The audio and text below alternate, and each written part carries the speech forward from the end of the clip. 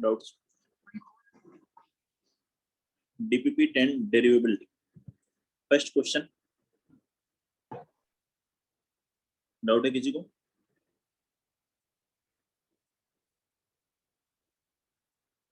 Second, third, four? Yes. Question number 4, fourth देखें, ये function fx में एक लिमिट इन्वॉल्व है, तो क्या है, ये किस टाइप का क्वेश्चन है? इन बिल्ट लिमिट का। तो ये n इंफिनिटी की तरफ अप्रोच कर रहा है और n किस बेस के पावर में दिख रहा है आपको? cot पाई x/4, बाकी कहीं नहीं है।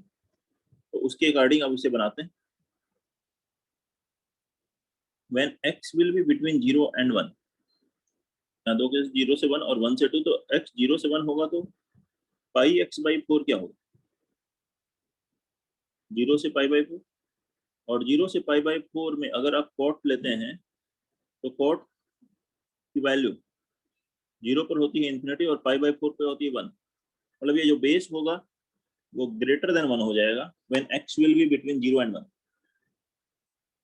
x 0 पर कॉट 0 इंफिनिटी हो जाएगा, 1 पर पाई/4 1 आएगा, 1 से इंफिनिटी के बीच में वैल्यू होगी when x is between 0 and 1। Greater than 1 raise to the power infinity value कितनी होती है? इनफिनिट। तो ये इंफिनिटी हो रहा है, तो क्या करेंगे हम? इसके कोफिशिएंट का रेशियो ले लेंगे, means ax into x minus 1, ये आ जाएगा फंक्शन fx। ऐसे ही second case, when x is between 1 and 2, उस केस में पाई x/4 की वैल्यू कितनी हो जाएगी? पाई/4 से पाई/2, और इसको कॉट लेंगे तो कॉट पाई/2 0 और पाई/4 1, तो वैल्यू 0 से 1 तक आएगी, और 0 से 1 का ग्रेटेस्ट पावर इंफिनिटी लिखें तो वैल्यू कितनी आ जाती है? 0। तो ये 0 हो जाएगा, ये 0 हो जाएगा, इसको 0 लिखिए तो बचा क्या बताइए? px² + 2 हो गया डिफाइंड, और 1 पर वैल्यू ऑलरेडी डिफाइंड है, कितनी है? 0। अब क्वेश्चन में कहा गया ये फंक्शन डेरिवेबल है, डेरिवेबल है तो कॉन्टिन्यूअस भी होगा। एक बार कॉन्टिन्यूटी से इसकी वैल्यू निकाल लीजिए, इसमें 1 रखे p + 2 और यहाँ 1 रखा 0, p बराबर कितना आ गया? -2। डेरिवेबिलिटी से निकालनी है, डिफरेंशिएट करके इक्वल कर दीजिए। बोलिए, कोई डाउट है तो अब नो सर। नोट कर लीजिए इसे। क्वेश्चन नंबर 4 इस तरह से बनाया जाएगा। Next one 5। Yes, sir. 5. Question number 5,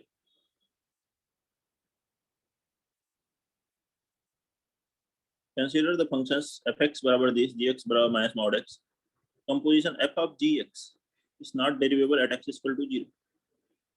f of gx क्या हुआ? नहीं, यहाँ f of gx will be x के यहाँ gx रख दिया, gx² माइनस 2 टाइम्स gx। अब gx की वैल्यू कितनी है? माइनस mod x, यहाँ रखेंगे तो माइनस mod x का square, mod x² minus minus ये प्लस हो गया 2 mod x, mod x² + 2 mod x। 0 पर डेरिवेबल है या नहीं ये देखना है। ये कैपिटल fx, यही फंक्शन कैपिटल fx, तो डिफाइन कर लीजिए कैपिटल fx बराबर x greater than or equal to 0 में हो जाएगा, x² + 2x लेस देन 0 में क्या होगा? -x² x² - 2x। डिफरेंशिएट कर दीजिए, RHD यहाँ से आ जाएगा 2 और LHD -2, यही लिखा हुआ आंसर। बताइए। Okay, sir. Next one, question number 6।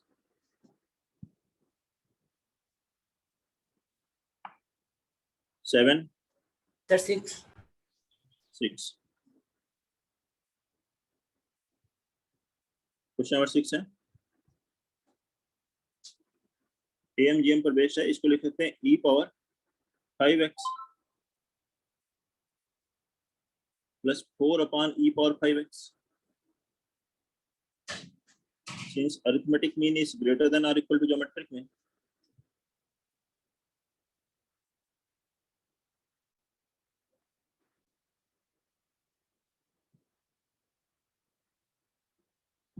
Upon 2 a plus b by 2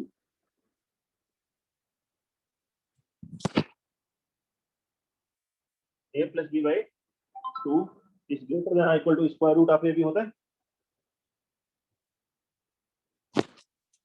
is greater than or equal to square root of a भी मल्टीप्लाई कीजिए तो e power 5x into 4 upon e power 5x का square root कितना आ गया, greater than और equal to 2 आ गया। तो इसकी वैल्यू कितनी आ गई, e power 5x plus 4 e power minus 5x greater than और equal to 4,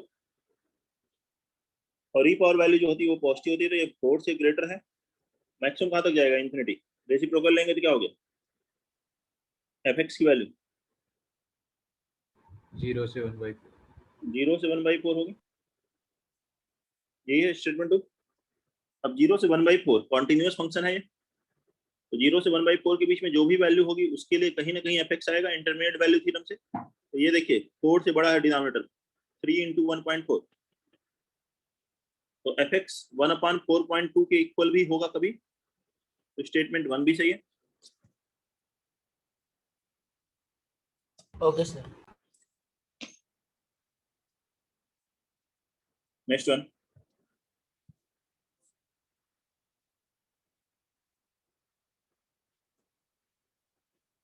seven to 9। Yes sir. देखिए क्या है, suppose f g h are 3 real valued functions defined on capital R set of real number, fx है 2x plus mod x, इसको define कर लीजिए पहले।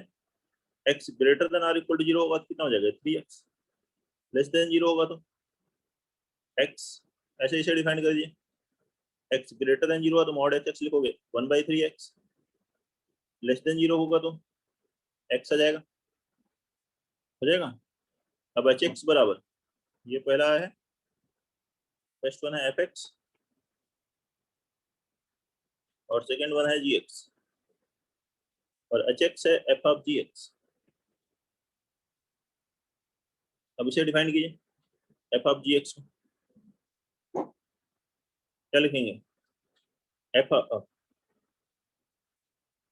x greater than 0 होगा तो, दो केस यहाँ बना लीजिए थोड़ा बड़ा, x ग्रेटर देन और इक्वल टू 0 हुआ तो gx की वैल्यू कितनी हुई, 1/3x, और x पॉजिटिव है तो 1/3x भी पॉजिटिव है, और उस केस में fx की वैल्यू कितनी होती है, 3x, और x की जगह क्या है 1/3x, 3 कैंसिल, कितना आ गया x।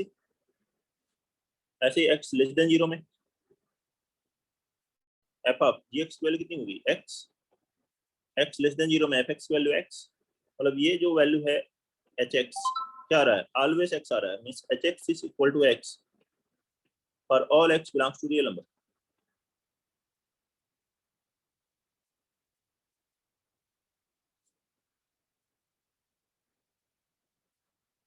क्लियर।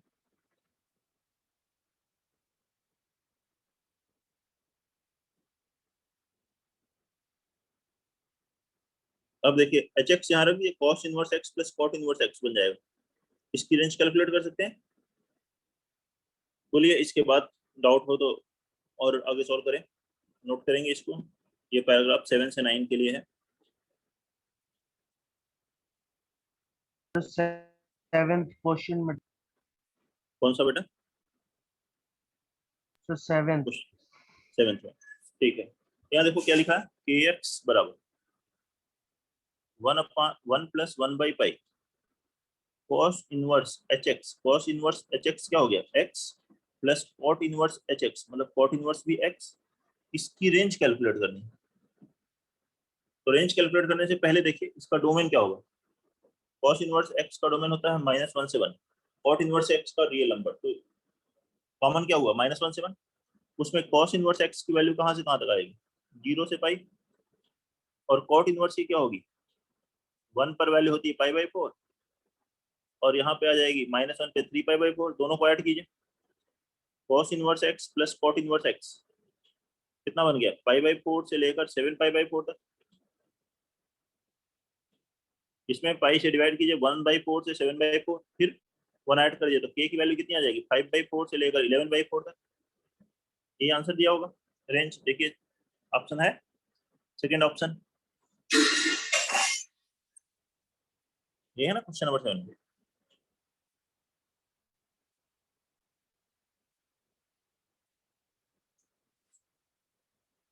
नोट करिए, बताइए। सर इसका क्वेश्चन नंबर 9 भी बता दो।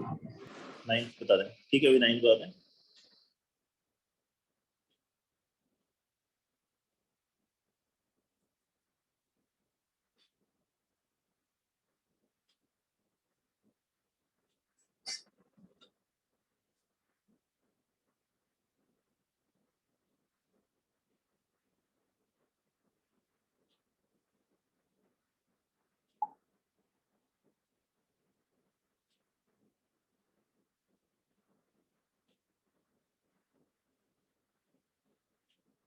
नोट हो गया 9 पे क्या?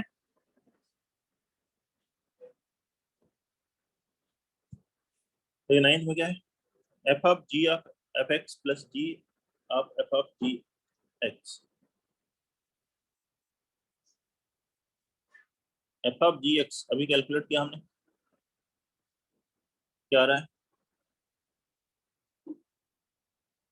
एफ ऑफ जी एक्स ही तो था, ये एक्स आ रहा है।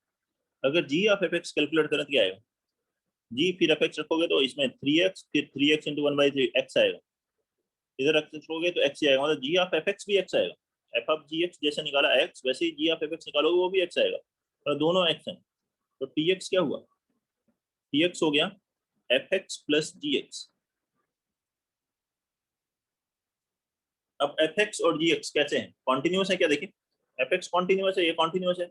कॉन्टिन्यूस कॉन्टिन्यूस क्योंकि मॉड डिसकॉन्टिन्यूस नहीं होता, मॉड क्या होता है, नॉन डेरिवेबल होता है, कॉन्टिन्यूस तो रहता है,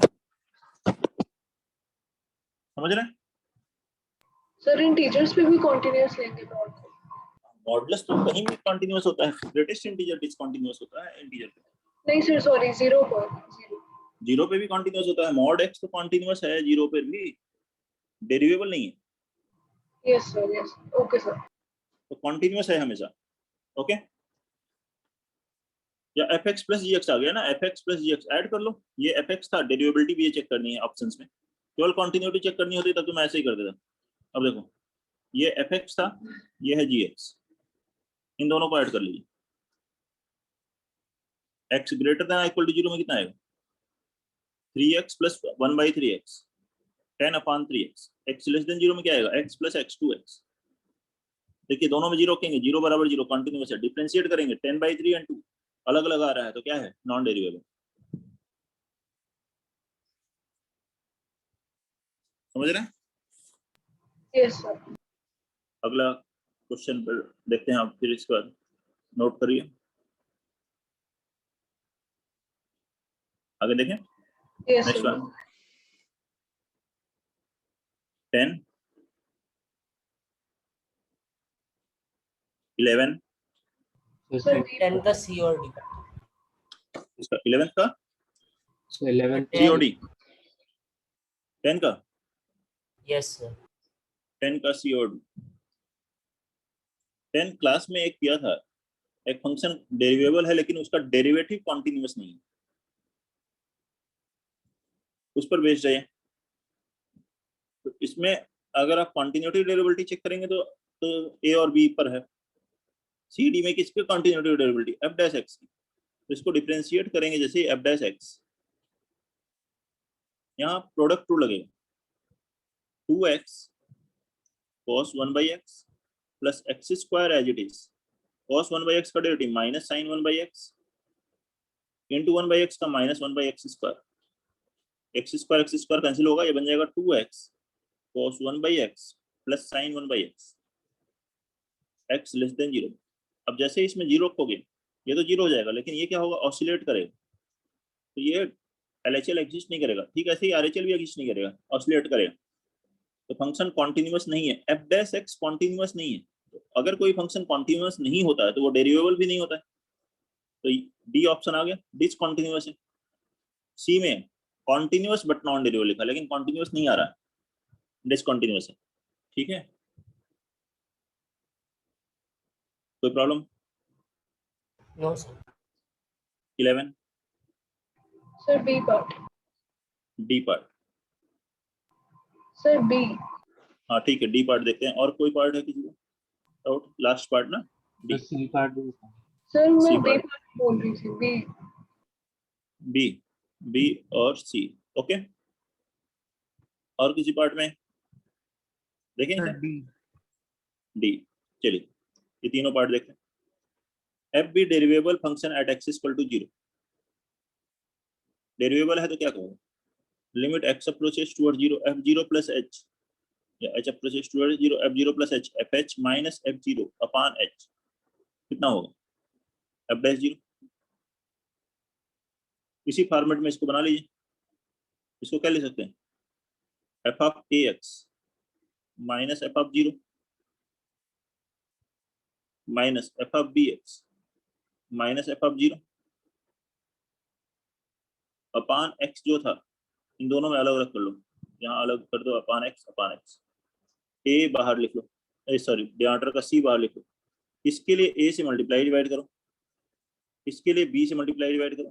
तो पहला वाला क्या फॉर्मूला बन गया? ये F dash 0 1 by C A F dash 0 minus B F dash 0। F dash 0 common लोगे, ए माइनस बी अपन सी। ये है ना। ऐसा ही सी पार्ट है। सी पार्ट में क्या करना है? Limit X approaches towards x not. यहाँ पर डेरिवेबल लिखा है एक्स नॉट पर, तो ये फॉर्मूला है F x minus F x not upon x minus X not. Limit X approaches towards x not. अगर फंक्शन डेरिवेबल है तो यही किसके बराबर होता है? एफ डैश एक्स नॉट के बराबर होता है। ठीक है, अब F x minus F x not चाहिए। यहाँ पे F x minus F x not नहीं है, तो क्या करते हैं? X not F x minus F x not बनाने के लिए इसमें एफ एक्स नॉट सब्ट्रैक्ट करते हैं। तो माइनस माइनस ये बन जाएगा plus, plus x not F x not. यहाँ आपने किया, इसका मतलब पहले से यहाँ पे एक टर्म है एक्स एफ एक्स नॉट, तो माइनस क्या करना पड़ेगा? X not F x not. ये टर्म और ये टर्म आपस में कैंसिल हो जाएंगे, बाकी न्यूमरेटर वही बच जाएगा। अपॉन डिनोमिनेटर में क्या है? X minus X naught. First two term में से एक्स नॉट कॉमन लो, क्या मिलेगा? X minus X naught. Divide करो, X minus X naught cancel, मतलब पहला वाला क्या बन गया? एफ एक्स नॉट माइनस, इसको जब इससे डिवाइड करोगे तो ये फार्मूला बनेगा किसका? ये फार्मूला लिखा ना एफ डैश एक्स नॉट, तो minus X not F dash x not. ये आंसर दिया,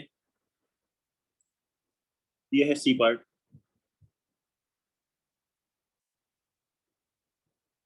नोट कर लीजिए, फिर डी पार्ट बताते हैं।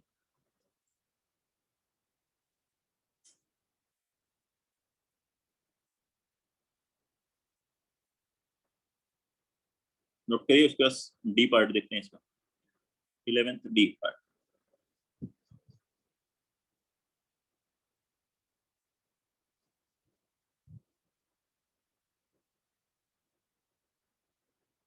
क्या है? f from r to r भी डेरिवेबल fx is less than or equal to f0। मान लीजिए कोई फंक्शन है, जीरो पे कोई वैल्यू है, f0 की कुछ भी वैल्यू हो सकती है। मान लीजिए जीरो पर कुछ भी वैल्यू है, जीरो f0 जो है कोई कांस्टेंट वैल्यू। अब क्या है? fx जो है हमेशा f0 से छोटा है, मतलब इसके नीचे आएगा। अगर आप डेरिवेबल है तो डेरिवेबल और कॉन्टिन्यूस दोनों होगा, बाकी सारी वैल्यूज इससे लेस होंगी। हो गया? -1 से 1 के बीच में जो भी वैल्यूज हैं इससे लेस है। इक्वल होगा तो भी कांस्टेंट हो जाएगा। तो अब यहाँ पर देखिए, जीरो पे जो टेंजेंट होगी इस कर्व पे, वो एक्स एक्सिस के पैरेलल बन जाएगी क्या? बताइए। तो टेंजेंट का स्लोप जो होगा वो क्या होता है? एफ डैश एक्स, तो एफ डैश 0। और टेंजेंट का स्लोप, जो लाइन एक्स एक्सिस के पैरेलल होती है उसका स्लोप क्या होता है? 0 होता है।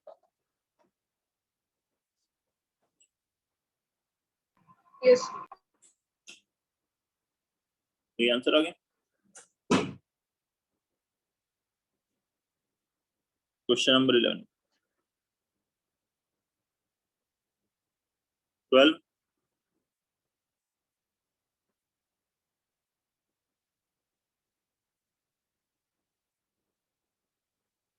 13, 14 कौन सा बोल रहे हो बेटा? 13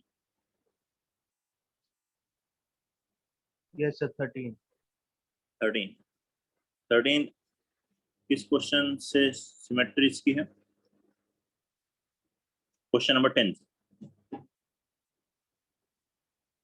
वहाँ x square into cos 1/x था, यहाँ ln square 1 + x into cos 1/x।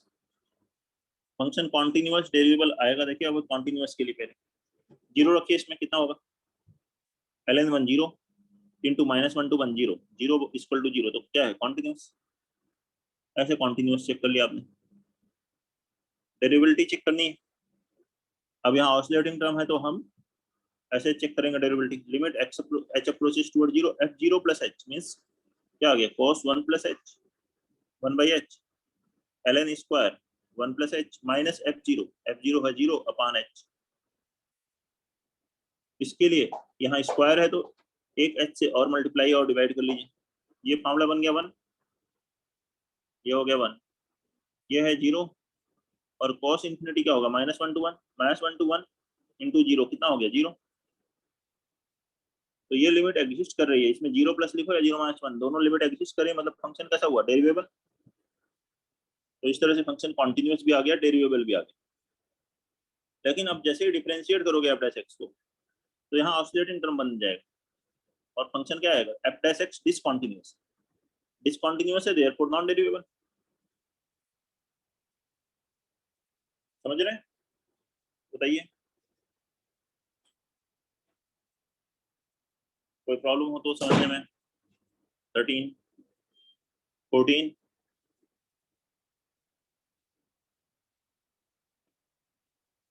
15 Sir, 15. Question आप 15 देखो।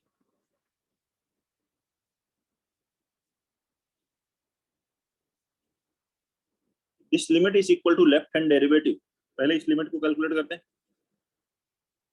इस लिमिट को कैलकुलेट करने के लिए ऐसे कर सकते हैं 1 - cos x/2 1 - cos fx हो तो अपान fx स्क्वायर वहां 0। हम इसमें क्या करते हैं? 1 - cos x/2 के स्क्वायर से मल्टीप्लाई और डिवाइड कर लेते हैं, इसके स्क्वायर से मल्टीप्लाई कर लिया आपने, उसी से डिवाइड कर लिया, ये फार्मूला हो गया 1/2। इसके लिए फर्दर देखिए अगेन 1 - cos x अपान x स्क्वायर, मतलब x/2 का स्क्वायर कितना हो गया? x²/4, उसके भी होल स्क्वायर से मल्टीप्लाई डिवाइड किया तो इसका होल स्क्वायर हो गया x⁴/16। ऐसे लिख लिया। डिनोमिनेटर में पहले से क्या दिया है? 2m x⁴n ये दिया हुआ। तो अब इसकी लिमिट रखिए, पहला वाला हो गया 1/2, फिर 1/2 का स्क्वायर 1/4, यहाँ है 1/16। लिमिट को फाइनाइट होने के लिए 4 और m की वैल्यू इक्वल होनी चाहिए, जिससे ये इससे कैंसिल हो जाए, तो n should be equal to 4, ये कैंसिल हो जाएगा, इंटू 1/2m, ये आ गया लिमिट। अब left hand derivative e power minus mod x का क्या होगा? 0 पे। तो पहले e power minus mod x को डिफाइन करिए। x less than r equal to less than 0 में मॉड x माइनस x होगा तो e पावर x होगा, ग्रेटर देन 0 में e पावर माइनस x ही रहेगा, होगा। लेकिन मुझे चाहिए लेफ्ट हैंड डेरिवेटिव, मतलब केवल इसको डिफरेंशिएट करना है। e पावर x का डेरिवेटिव e पावर x 0 रखोगे कितना आएगा? 1। तो ये जो लिमिट है लेफ्ट हैंड डेरिवेटिव के बराबर है, मतलब किसके बराबर है? 1 के बराबर। ये तो हुआ। यहाँ से कंपेयर करोगे m की वैल्यू आ गई 2m बराबर, यहाँ से 1/2 पावर 7 2 पावर -7, m की वैल्यू -7। बताइए। Okay, sir. नोट कर लीजिए। Sir, n की वैल्यू 4। n4, क्योंकि ये डिग्री सेम होगी ना, तभी तो ये x⁴ कैंसिल होगा और लिमिट फाइनाइट होगी, 1 के बराबर तभी हो पाएगी।